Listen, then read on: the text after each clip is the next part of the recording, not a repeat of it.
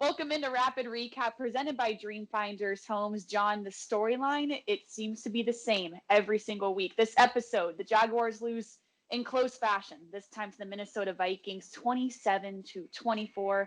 They're pushing playoff teams. They're in competition with teams they really shouldn't be in competition with, but the 4 turnovers is the glaring thing right now. Yeah, and that's the second game in a few weeks where you've had 4 turnovers. I got questions all through the game about Mike Glennon, obviously struggling in his second start. Should they go to Minshew? Should they change quarterbacks? At this point, I think the thing you said, Schlin, makes a lot of sense with the quarterback position. It's been the same story all along with a couple of exceptions, a couple of high point blips. Mm-hmm. It's today sort of defined the quarterback position for this team. Some good spots.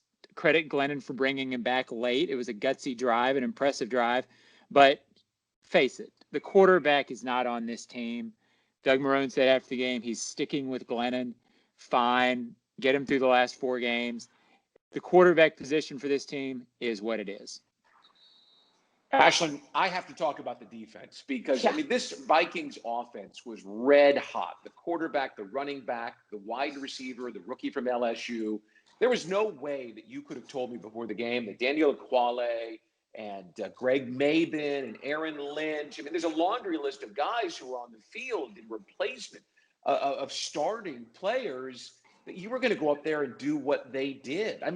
All of a sudden, Juwan Smoot looks like Lawrence Taylor, for goodness sakes, and Schobert made a big play.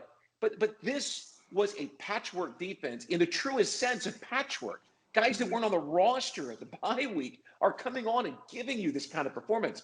And they've done it with sort of a patchwork defensive staff, right, because of COVID. What a tremendous effort by the defense. And if this had been the 2017 Jaguars defense, they could have handled 4 turnovers from the offense, but they didn't have that kind of firepower. They couldn't. Still, I was mesmerized by the way that they played the game and built a lead. And of course, they wore down.